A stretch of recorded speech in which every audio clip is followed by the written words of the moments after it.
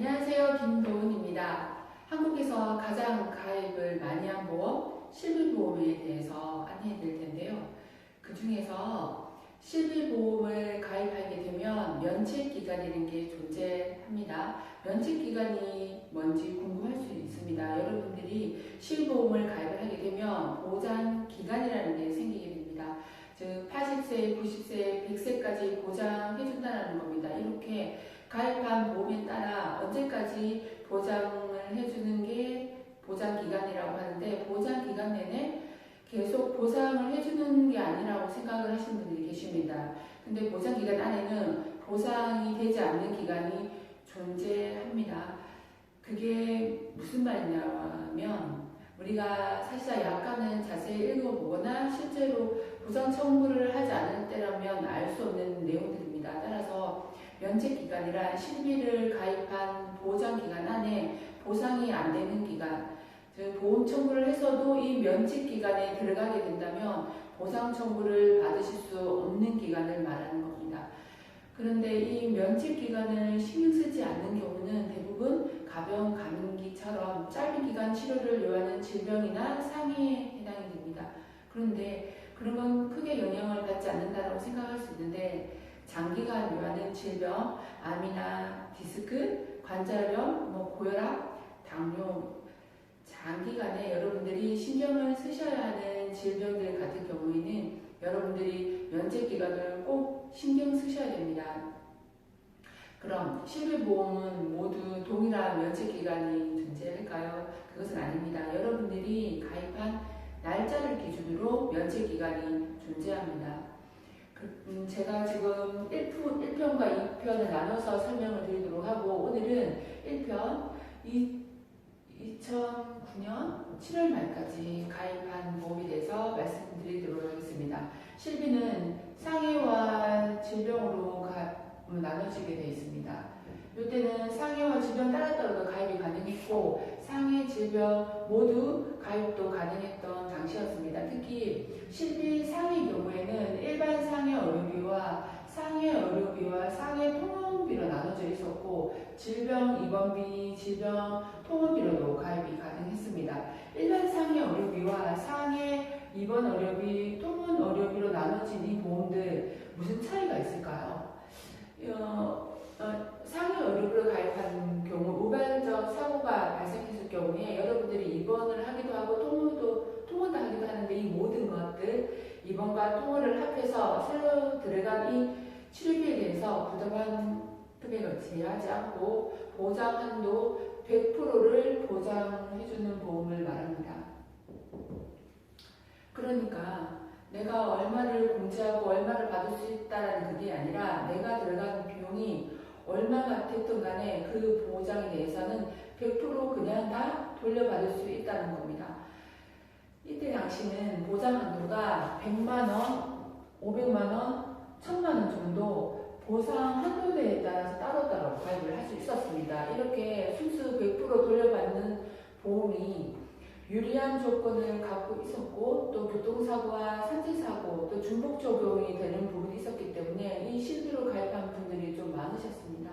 그런데 이 보험의 면책기간은 언제부터일까요? 이 보험을 가입하신 분들은 한 사고일로부터 180일까지 보상을 받을 수 있고, 그 보상이 그 이후에는 안 되는 면책기간이 존재합니다. 그러니까 여러분들이 만약 우발적 사고로 인해서 치료를 받게 되면 사고가 발생한 날로부터 6개월간만 보상이 된다라고 보시면 됩니다. 그리고 그 이후에는 보상 받으실 수 없습니다. 큰 사고로 장기간 치료를 받게 될 경우라도 6개월까지 치료비는 받지만 그 이후는 내 돈으로 내야 됩니다. 근데 알고 계셔야 될 점은 한 사고당 보장 범위 내에서 보상을 받을 수 있습니다. 만약에 상해 의료비를 가입한 보장 금액이 1000만원으로 가입을 했을 경우에 한 사고이니까 하나씩 넘어져서 이 부분에 대해서 6개월 1000만원 범위에 대해서 보상이 가능하고, 또 몇 달 뒤에 넘어져서 이 사고에 대해서 다른 사고이기 때문에 이 사고로 인한 사고가 날로부터 6개월까지 또 보상을 1,000만 원까지 보상을 받으실 수 있습니다. 이런 식으로 한 사고당 6개월까지 보상 한도 범위 내에서 각각 보상을 다르게 받으실 수 있습니다. 두 번째 말씀드릴 상품은 상해 입원 의료비와 상원 통원 의료비로 나눠주는 상품을 말하는데요. 이 상품은 통합으로 되어 있는 것이 아니라 나눠져 있습니다. 제가 첫 번째 설명드린 입원과 통원은 합한 게 아닌 각각 보상 청구를 할 수 있는 상품이고, 이거는 본인 부담금 5,000원으로 공제한 나머지 범위 내에서 보장을 받으실 수 있는 상품입니다. 단 이번 시에는 100% 본인 부담금 없이 보상이 다 이루어졌고, 또 이 상품의 경우에는 보통은 5,000원 공제, 예를 들면 여러분들이 통원치를 받을 때 본인 부담금 5,000원을 공제하고 나머지 통원 한도 범위 내에서 보장이 되는 것이었습니다. 또한 이 상품의 보장은 5,000 또는 3,000만 원 이렇게 보장 한도가 컸기 때문에, 다만 일반 상해 의료비에 대한 보장되는 실손은 교통사고와 산출사고가 중복으로 적용되었지만, 이 상품으로 가입하시는 분들은 비례 보상이 됩니다. 네, 이거는 두 개 다 산재, 상해 다 같이 받을 수 있었는데 여기는 보상이 안 됩니다. 이 상품으로 여러분들이 가입하셨다면 한 사고당 180일이 아니라 365일, 네, 한 사고당 사고일로부터 1년간 보상 받을 수 있습니다. 그 이후에는 치료비가 보상 청구가 안 됩니다. 1년 뒤에 면책 기간이 존재한다고 보면 됩니다.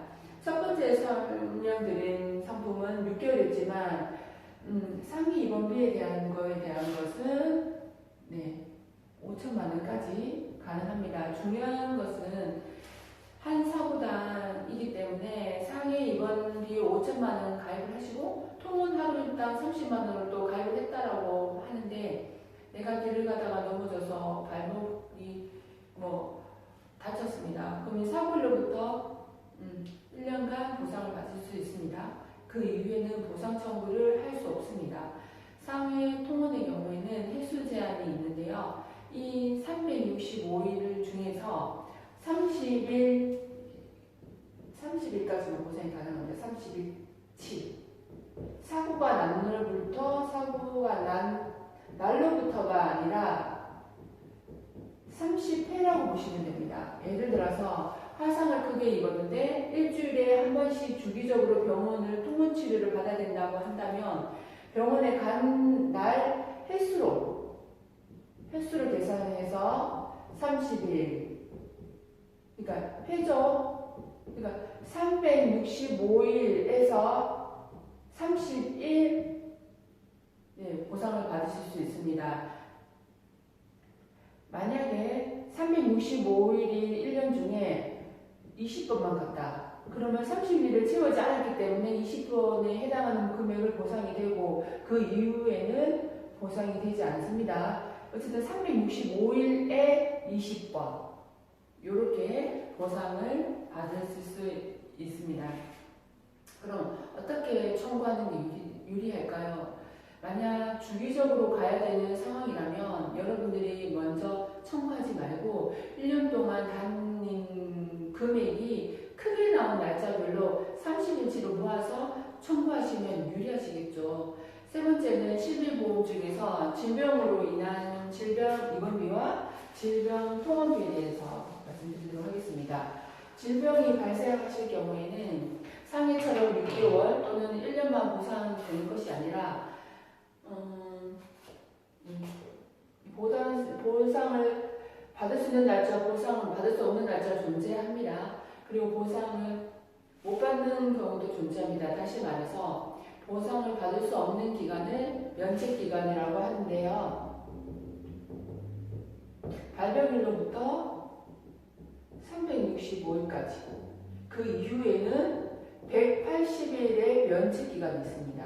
또다시 365일 보상 가능하고 또 180일의 면책기간이 있습니다. 이게 면책기간이라고 보시면 됩니다.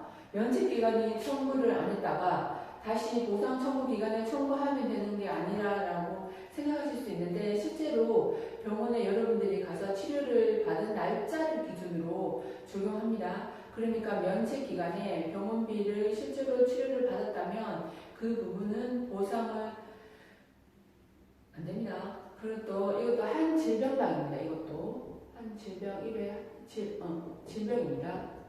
각각의 질병, 뭐 고혈압, 뭐 당뇨니까 각각으로 보상을 받으실 수 있습니다.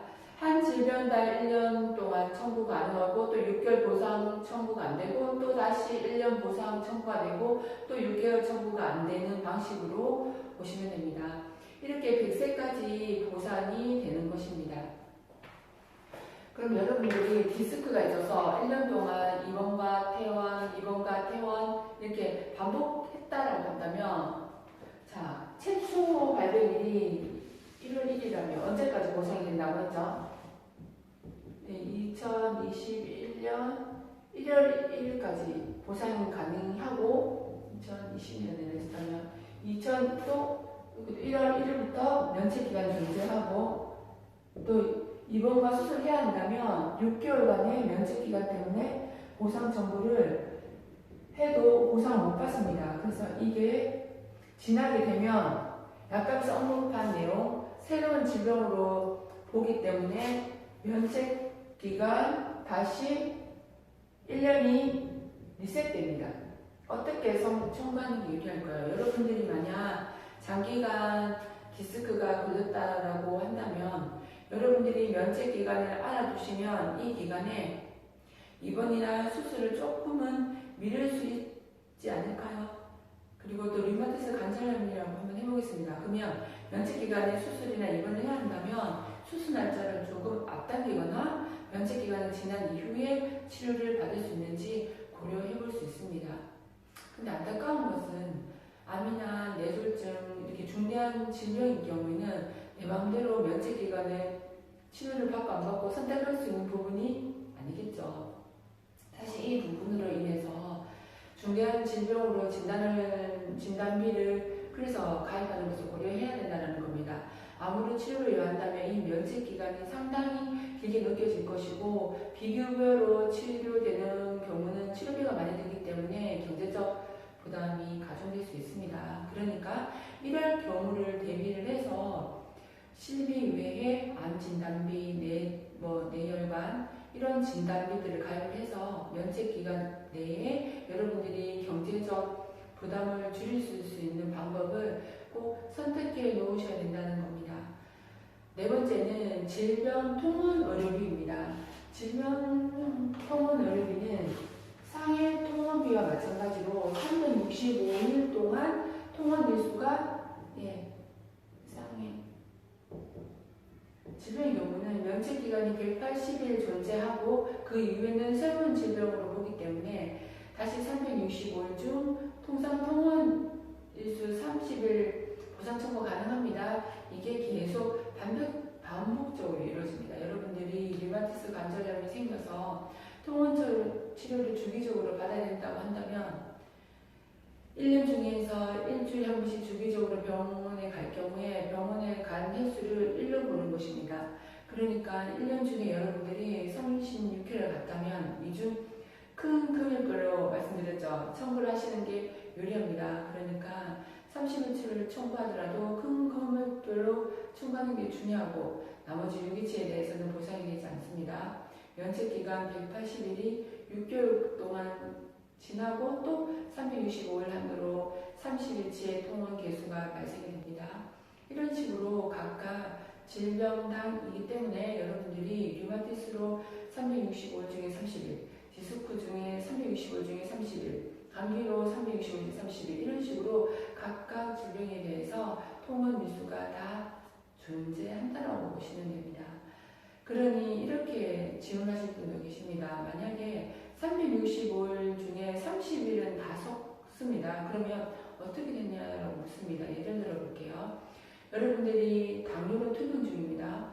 2020년 1월 1일에 당뇨가 생겨서 최초 진료를 받으셨습니다. 이때 병원에 가서 자주 가니까 3월 1일에 30일치 통원을 했습니다. 아직 1년이 남았죠. 근데 30일을 다 써버렸기 때문에 면책기간이 존재하는 날 언제일까요? 최종적으로 30일을 다 써버릴 날 청구일 3월 1일 기준으로 해서 180일간 면책이 존재합니다. 그리고 다시 또 9월 1일부터 리셋이 됩니다. 365일 동안 또 통원일수가 30일 돼서 또 청구가 가능합니다. 그리고 반대로 365일 동안 30일치 중에서 10일치에 해당하는 것만 청구했다라고 할 경우에는 365일 지난 그 다음 날부터 180일간 면책 기간이 동일하게 적용됩니다. 여러분, 내가 된 실비 어떠신가요? 당장 아프지도 않고 다치지 않은 잘 모르신 분들 많으십니다. 길게 청구한 일이 없으셔서 잘 모르신 분들 많으실 텐데 오늘 들으셨던 내용들이 여러분들에게 이렇게 잘 알고 계신지 모르시는지 좀 많이 헷갈리실 겁니다. 이럴 때는 어떻게 하면 좋을까요? 이럴 때는 저한테 전화 주시면 좀 더 맞게 맞춤형으로 아주 자세하게 안내해 드리도록 하겠습니다. 혼자 고민하지 마시고 저와 함께 같이 도와드리도록 하겠습니다. 항상 건강 조심하시고요. 2부에서 만나도록 하겠습니다. 감사합니다.